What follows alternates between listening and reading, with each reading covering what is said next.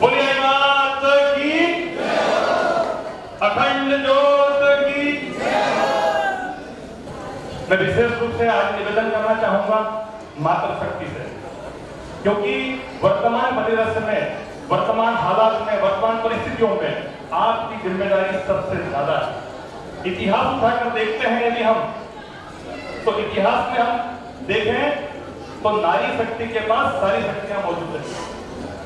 चाहे आप शक्ति का अवतार देखें मां दुर्गा, चाहे आप शिक्षा की बात करें तो सरस्वती जो ज्ञान देने वाली देवी है वो माता शक्ति है। इसी प्रकार जो धन की देवी है लक्ष्मी जी, वो भी माता शक्ति के रूप में। सारी शक्तियां आपके पास विद्यमान हैं। अवसर सिर्फ इस बात का है कि हम सामाजिक पृष्ठभूमि में, जिस प्रकार से राजस्थान की पृष्ठभूमि से हम माइग्रेट होकर यहाँ पर आए और विषम परिस्थितियों में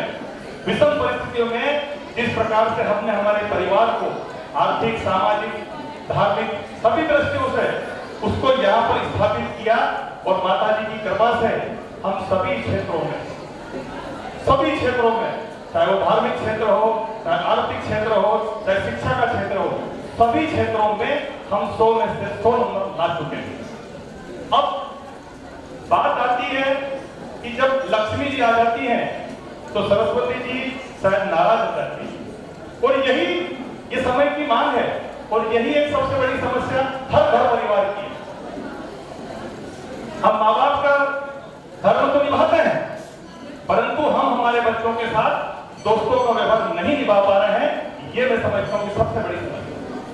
हमारे बच्चे कॉलेज और स्कूल में जाते हैं, पिज्जा खाते हैं, क्या हम उनको घर पिज्जा बना के नहीं खिला सकते? खिला सकते हैं। यदि हमने बच्चों को पिज्जा घर खिलाया होता तो शायद वो होटल में जाकर पिज्जा नहीं खाता।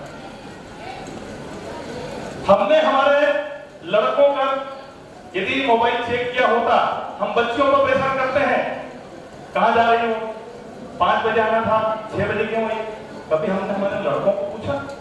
नहीं पूछा। हमें समानता का भाव अपनाना होगा, और ये समानता का भाव उनके नए विकास, उनके नए सभ्यता, उनमें संस्कार स्थापित करने के लिए करना।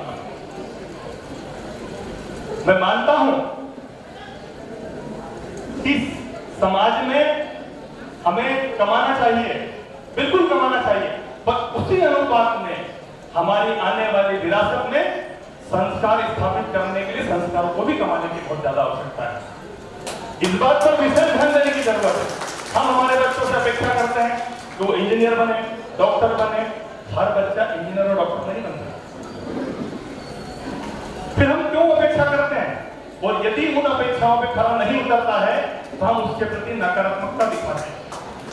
बजाय हमें नकारात्मकता दिखाने के, यदि वो सक्सेस नहीं हो रहा है तो उसको किसी दूसरी फील्ड में सक्सेस होने के लिए हमें ले जाना होगा। और ये कार्य माँ और बाप को संयुक्त रूप से मिलकर करना होगा। मैं आपसे इसलिए निवेदन करता हूं कि हमारे भाई लोग पैसा कमाने के लिए व्यापार करना होता है, सारा ध्यान व्यापार पर फोकस करना पड़ता है। आपकी जिम्मेदारी ज्यादा बनती है, क्योंकि 24 घंटे आप ही हो जो घर संभालते हैं, चाहे वो आपका किचन हो, चाहे शिक्षा की बात हो, कोई भी बात हो। और सबसे ज्यादा बच्चों ने कोई गलत काम पहले दिन ही किया है तो उसको वहीं पर रोको, उसको वहीं पर रोको और कठोरता से रोको, दृढ़ता से रोको। यदि आपने नहीं रोका तो माना जाएगा कि मेरे मम्मी और पापा का मुझे प्रोटेक्शन था। आपके यही प्रोटेक्शन उसको और मजबूर करेगा, उन गंदी आदतों को करने के लिए और मजबूर करेगा। इसलिए ये बहुत बातें ऐसी है जो खुलकर करने की मेरी इच्छा नहीं थी, परंतु हालात और परिस्थितियां ऐसी ही। आपको याद होगा हमारे सिरवी समाज का डीएनए मेहनत करने के साथ साथ ईमानदारी। इस कलयुग में भी ईमानदारी और मेहनत यदि किसी समाज में है तो सिरवी समाज के डीएनए में। आप किसी क्षेत्र में जाकर देखिए, आपकी सफलता, सिरवी समाज के लोगों की सफलता का राज ही यह है कि वो ईमानदार भी है, मेहनती भी है, सब कुछ करता है, परंतु अपने धर्म, अपनी सभ्यता और अपनी संस्कृति के साथ समझौता भी नहीं करता। यही विशेषता है कि आज हम राजस्थान से निकलकर चाहे मध्य प्रदेश की धरा पे आए हो, चाहे आप पुणे में आए हो, चाहे मुंबई में आए हो, आज हम सब एकजुट हैं। तो उसके पीछे मूल मंत्र हमारा ये है, हमारी संस्कृति और हमारे सभ्यता और संस्कार।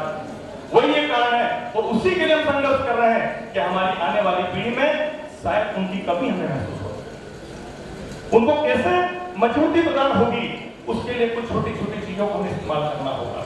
हमारे बच्चों के साथ हमें एक दोस्त का भी व्यवहार करना होगा। अच्छे दोस्त बनिए, अपने बच्चे और बच्चों के अच्छे दोस्त बनिए। वो क्या चाहते हैं समझिए। यदि गलत रास्ते पर जा रहे हैं तो उन्हें बताइए सही रास्ता क्या है।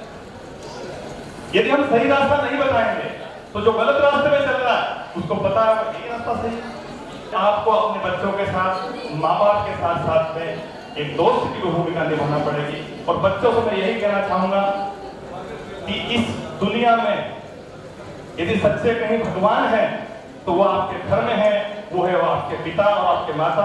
आप नित्य इनकी पूजा कीजिए, नित्य इनके चरण छूइए। निश्चित तौर पर भगवान की पूजा यदि आप करोगे, फल मिलेगा कि नहीं मिलेगा तुरंत इसकी संभावना मैं समझता हूँ कि कम हो सकती है। परंतु यदि माँ बाप की सेवा नित्य प्रति आपने की तो उसके रिजल्ट, उसका परिणाम, उसका आशीर्वाद 100% मिलेगा। इस बात की मैं आपको गारंटी देता हूँ। पुनः आप सभी को बहुत बहुत धन्यवाद। पुनः आप सभी को प्रणाम। जय माता।